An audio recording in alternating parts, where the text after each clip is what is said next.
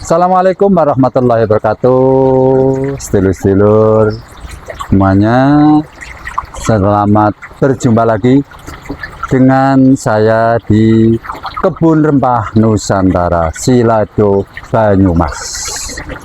Mudah-mudahan Anda semua dalam keadaan sehat walafiat, tak kurang suatu apa, diberikan rezeki yang melimpah, yang barokah. Terima kasih yang selalu mengikuti channel kami, mudah-mudahan selalu berkembang untuk kemajuan pertanian khususnya rempah-rempah di Indonesia ini. Hari ini cuaca agak lumayan bagus. Nanti akan saya ajak panjenengan semuanya untuk mengikuti saya.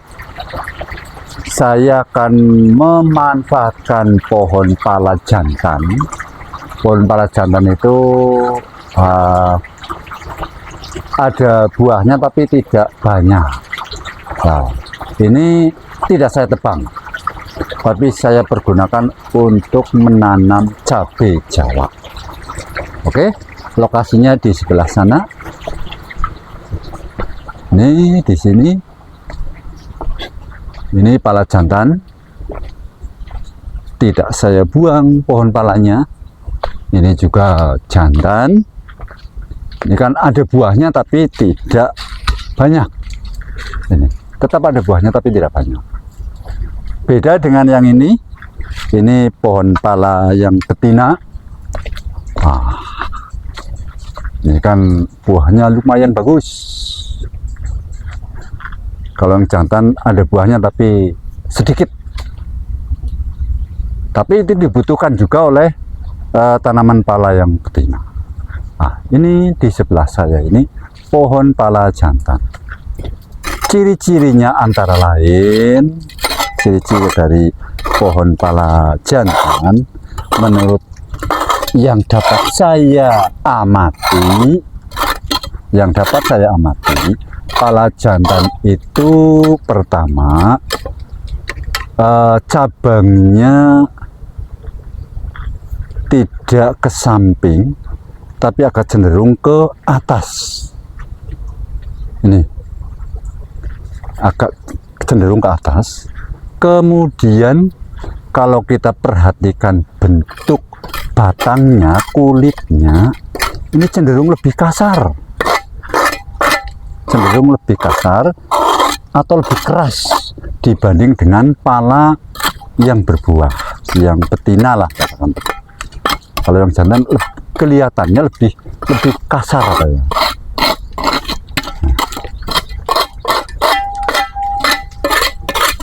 Kemudian daunnya nampak lebih kaku dibanding pala yang betina, lebih kaku daunnya. Dan itu saya belum bisa menengarai ketika tanaman masih kecil. Mungkin dari teman-teman ada yang lebih berpengalaman tentang pohon pala jantan, ciri-ciri yang bagaimana ketika masih kecil.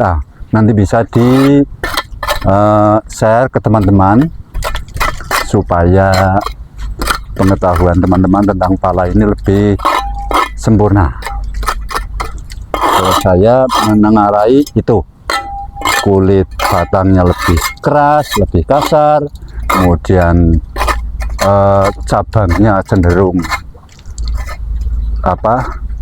menjalar ke atas gitu, tidak ke samping. Kemudian daunnya lebih kasar. Dan saya pernah mencoba pala jantan ini, mencoba okulasi. Pernah mencoba tapi belum berhasil. Contohnya begini, ini kan tumbuh cabang. Pernah saya coba, saya okulasi dengan pala yang berbuah, pala betina.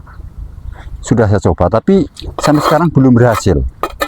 Rupanya okulasi pala ini lumayan susah, atau mungkin karena memang belum ketemu caranya. Jadi kalau cangkok, alhamdulillah saya sudah bisa membuat pala cangkok, tapi okulasi ini belum. belum berhasil. Nah, siapa tahu di antara teman-teman ada yang sudah punya ilmunya, nanti bisa share ke teman-teman yang lain, termasuk saya, supaya kita bisa belajar bersama. Ini sudah saya bersihkan untuk menanam cabai Jawa. Itu cabang-cabangnya memang di atas masih saya biarkan untuk pelindung terlebih dahulu, tapi nanti ketika pohon cabai Jawanya sudah subur, nanti yang di atas akan saya potong supaya sinarnya lebih sempurna sinarnya, sehingga nanti pertumbuhan cabai Jawanya akan lebih subur. Nah, ini pohon yang untuk merambat sudah siap, nanti akan saya gali, saya tanami dengan cabai Jawa. Bagi sedulur-sedulur yang punya pupuk kandang, punya kohe, kambing ataupun sapi, itu sangat bagus untuk pemupukan cabai Jawa ini. Oke, ini akan saya lubangi dulu.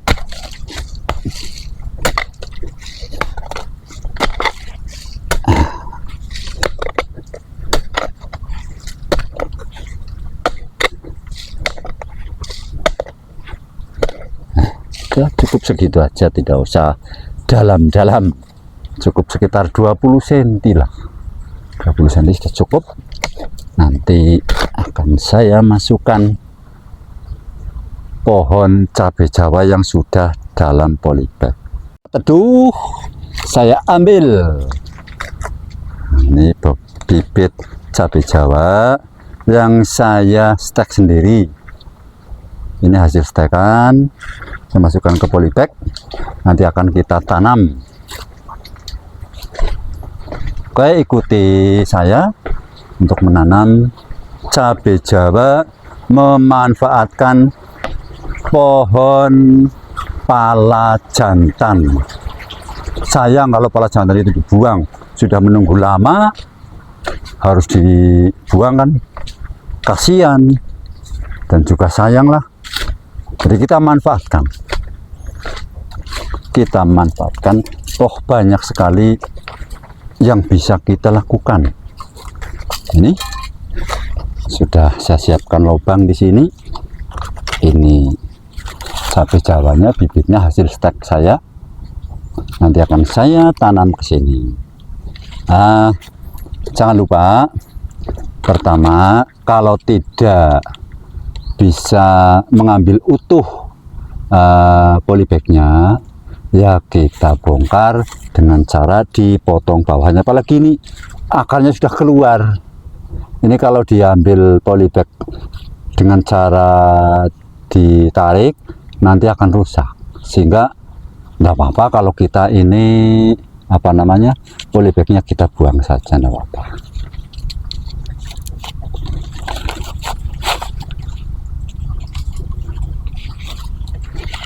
Nanti kita buang polybag ini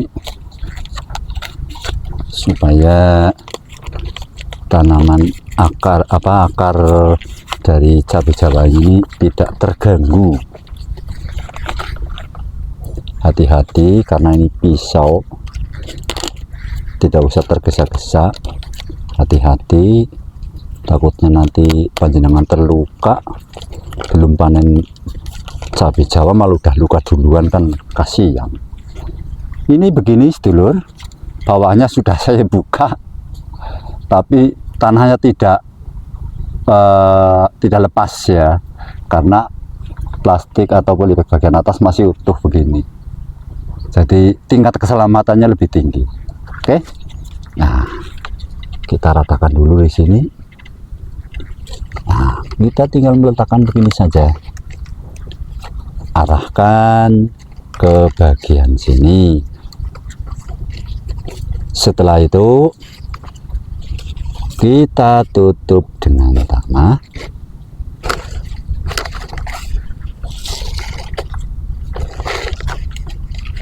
sambil sedikit dipadatkan,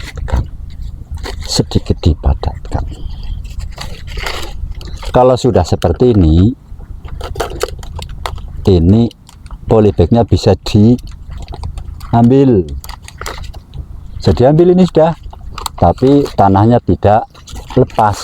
Nah, ini satu teknik untuk memindahkan bibit tanaman ke lahan. Jadi tetap terjaga keselamatannya ini. Nah, setelah seperti ini nanti bisa diberi pupuk kandang di bagian tingginya sini. Tidak usah terlalu dekat, tidak apa-apa. Tidak terlalu dekat, tidak apa-apa. Kasih pupuk kandang supaya cepat berkembangnya. Nah, setelah seperti ini, pohon cabai Jawa ini perlu juga diarahkan supaya walaupun tanpa seperti ini pun ya tetap nanti akan mencari, tapi akan lebih cepat lagi kalau sudah diarahkan seperti ini. Diikat boleh dengan apa sajalah, diikat, nanti akan lebih cepat untuk merambatnya. Ini saya ambilkan tali dulu. Aduh, talinya sudah usang. Talinya sudah usang. Telur untuk mengarahkan supaya cepat merambat, diarahkan kemari. Nah,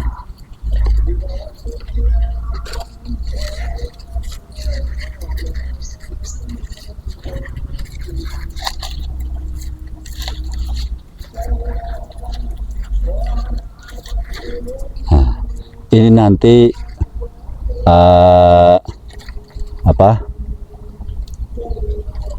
batang cabai Jawanya dengan sendirinya akan menempel ke tempat yang disediakan. Itu nanti akan mengejar sendiri. Tidak harus kita tempelkan terus, enggak. Asal sudah satu menempel, nanti selanjutnya terus. Nah, kemudian ini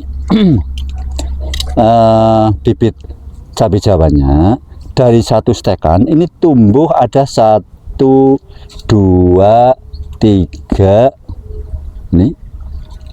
Nah, ini nanti dari satu bibit ini akan lengkap menutupi batang ini ke atas. Jadi mungkin akan cepat rapat begini, karena ini akan memutar, karena ini bukan hanya satu, ini 1, 2, 3. Belum lagi nanti kalau tumbuh di bawah, biasanya kalau sudah hidup nanti dari bawah pun akan tumbuh juga. Nah, kadang-kadang petani merasa sayang, tumbuh eman-eman kalau dibuang. Jangan. Sebaiknya dalam satu tanaman itu jangan terlalu padat untuk menjaga kualitas tanaman sehingga pengaruh terhadap kualitas buah. Kalau terlalu rapat nanti ya itu pastilah yang namanya makanan itu berebut, sehingga nanti pohonnya pun akan berpengaruh. Tapi kalau kita tetap jaga jumlah tanamannya, nanti hasilnya akan lebih maksimal gitu. Ini pengalaman tentang menanam cabai Jawa yang saya lakukan. Apalagi yang nanam di tembok akan lebih mudah lagi. Tembok, misalnya tembok keliling rumah, bisa ditanami cabai Jawa. Sejuk, segar, menghasilkan. Minimal untuk kebutuhan rumah tangga, untuk kebutuhan kita sendiri, baik itu untuk minuman segar, untuk obat atau jamu. Sedikit ya saya bocorkan ini. Membuat minuman dari cabai Jawa ini gampang sekali kok. Ambil beberapa buah cabai Jawa yang sudah matang, bersihkan, katakan misalnya ambil 9 biji, kemudian setelah bersih kita bakar dulu sebentar. Setelah itu kita geprek agak pecah sedikit, lalu rebus air kurang lebih 2 gelas besar. Lalu setelah panas, cabai jawanya kita masukkan, biarkan sampai mendidih, tambah sedikit kayu manis, tambah gula merah. Rasanya luar biasa. Coba saja kalau Anda sudah punya. Saya sudah sering membahas itu, dan di badan menjadi hangat, segar. Ada flu, ada rasa gerges-gerges, insya Allah akan cepat hilang dari cabai Jawa. Oke, terima kasih. Assalamualaikum warahmatullahi wabarakatuh. Jangan lupa like, subscribe, share ke teman sobat Anda semuanya untuk kemajuan pertanian khususnya rempah di Indonesia, demi menuju Indonesiaku surgaku. Terima kasih.